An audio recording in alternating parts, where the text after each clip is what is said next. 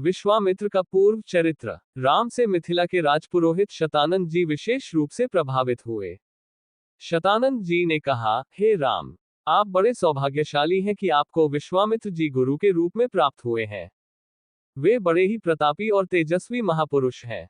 ब्राह्मणत्व की प्राप्ति के पूर्व ऋषि विश्वामित्र बड़े पराक्रमी और प्रजावत्सल नरेश थे। प्रजापति के पुत्र कुश, कुश के पुत्र कुशनाभ और कुशनाभ के पुत्र राजा गाधी थे। ये सभी शूरवीर, पराक्रमी और धर्मपरायण थे। विश्वामित्र जी उन्हीं गाधी के पुत्र हैं। एक बार राजा विश्वामित्र अपनी सेना के साथ वशिष्ठ ऋषि के आश्रम में गए। चूंकि उस समय वशिष्ठ जी ईश्वर भक्ति में लीन होकर यज्ञ कर रहे थे, विश्वामित्र जी उन्हें प्रणाम करके वहीं बैठ गए। यज्ञ क्रिया से निवृत्त होने पर वशिष्ठ जी ने विश्वामित्र जी का बहुत आदर सत्कार किया और उनसे कुछ दिन आश्रम में ही रहकर आतिथ्य ग्रहण करने का अनुरोध किया। इस पर यह सोचकर कि मेरे साथ विशाल सेना है और सेना सहित मेरा आतिथ्य करने में वशिष्ठ जी को कष्ट होगा, विश्वामित्र जी ने नम्रता पूर्वक विदा होने की अनुमति मांगी। किंतु वशिष्ठ जी के अत्यधिक अनुरोध करने पर थोड़े दिनों के लिए राजा विश्वामित्र को उनका आतिथ्य स्वीकार करने के लिए विवश होना पड़ा। राजा विश्वामित्र के आतिथ्य स्वीकार कर लेने पर वशिष्ठ जी ने कामधेनु गौ का आह्वान किया और उससे विश्वामित्र तथा उनकी सेना के लिए 6 प्रकार के व्यंजन तथा समस्त प्रकार की सुविधाओं की व्यवस्था करने की प्रार्थना की। उनकी इस प्रार्थना को स्वीकार करके कामधेनु गौ ने सारी व्यवस्था कर दिया। वशिष्ठ जी के अतिथि सत्कार से राजा विश्वामित्र और उनके साथ आए सभी लोग बहुत प्रसन्न हुए। कामधेनु गौ का चमत्कार देखकर विश्वामित्र के मन में उस गौ को प्राप्त कर लेने की इच्छा जागृत हुई और उन्होंने वशिष्ठ जी से कहा कि ऋषिश्रेष्ठ, कामधेनु जैसी गौ तो किसी वनवासी के पास नहीं वरन राजा महाराजाओं के पास ही शोभा देती है। अतः आप इसे मुझे दे दीजिए। इसके बदले में मैं आपको सहस्त्रों स्वर्ण मुद्राएं दे सकता हूँ। इस पर वशिष्ठ जी बोले कि राजन, ये गौ ही मेरा जीवन है और इसे मैं किसी भी कीमत पर किसी को नहीं दे सकता। वशिष्ठ जी के इस प्रकार कहने पर विश्वामित्र ने बलात् उस गौ को पकड़ लेने की आज्ञा दे दी और सैनिकगण उस गौ को डंडे से मार मारकर हाँकने लगे। कामधेनु गौ ने क्रोधित होकर अपना बंधन छुड़ा लिया और वशिष्ठ जी के पास आकर विलाप करने लगी। वशिष्ठ जी बोले कि हे कामधेनु, मैं इस राजा को शाप भी नहीं दे सकता क्योंकि यह राजा मेरा अतिथि है और इसके पास विशाल सेना होने के कारण इससे युद्ध में भी विजय प्राप्त नहीं कर सकता। मैं अत्यंत विवश हूँ। वशिष्ठ जी के इन वचनों को सुनकर कामधेनु ने कहा कि हे ब्रह्मर्षि, क्या एक ब्राह्मण के बल के सामने क्षत्रिय का बल कभी श्रेष्ठ हो सकता है? आप मुझे आज्ञा दीजिए, मैं एक क्षण में इस क्षत्रिय राजा को उसकी विशाल सेना सहित नष्ट कर दूंगी। कोई अन्य उपाय न देखकर वशिष्ठ जी ने कामधेनु को अनुमति दे दी। आज्ञा पाते ही कामधेनु ने योगबल से पहनव सैनिकों की एक सेना उत्पन्न कर दिया और वह सेना विश्वामित्र की सेना के साथ युद्ध करने लगी।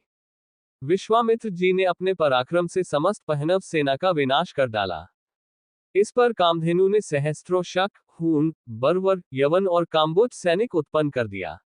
जब विश्वामित्र ने उन सैनिकों का भी वध कर डाला तो कामधेनु ने मारक शस्त्रास्त्रों से युक्त अत्यंत पराक्रमी योद्धाओं को उत्पन्न किया जिन्होंने शीघ्र ही राजा विश्वामित्र की सेना को गाजर मूली की भांति काटना आरंभ कर दिया। अपनी सेना का नाश होते देख विश्वामित्र के 100 पुत्र अत्यंत कुपित हो वशिष्ठ जी को मारने दौड़े। परिणाम ये हुआ कि वशिष्ठ जी ने उनमें से एक पुत्र को छोड़कर शेष सभी को भस्म कर दिया। सेना तथा पुत्रों के नष्ट हो जाने से विश्वामित्र बड़े दुखी हुए। अपने बचे हुए पुत्र का राजतिलक कर वे तपस्या करने के लिए हिमालय की कंदराओं में चले गए। वहां पर उन्होंने कठोर तपस्या की और महादेव जी को प्रसन्न कर लिया। महादेव जी को प्रसन्न पाकर विश्वामित्र ने उनसे समस्त दिव्य शक्तियों के साथ संपूर्ण धनुर्विद्या के ज्ञान का वरदान प्राप्त कर लिया।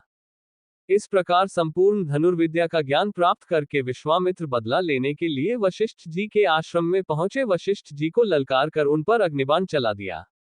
अग्निबाण से समस्त आश्रम में आग लग गई और आश्रमवासी भयभीत होकर इधर उधर भागने लगे। वशिष्ठ जी ने भी अपना धनुष संभाल लिया और बोले कि मैं तेरे सामने खड़ा हूं, तू मुझ पर वार कर। आज मैं तेरे अभिमान को चूर चूर करके बता दूंगा कि क्षात्र बल से ब्रह्म बल श्रेष्ठ है। क्रुद्ध होकर विश्वामित्र ने एक के बाद एक आग्नेयास्त्र, वरुणास्त्र, रुद्रास्त्र, इंद्रास्त्र तथा पाशुपतास्त्र एक साथ छोड़ा जिन्हें वशिष्ठ जी ने अपने मारक अस्त्रों से मार्ग में ही नष्ट कर दिया।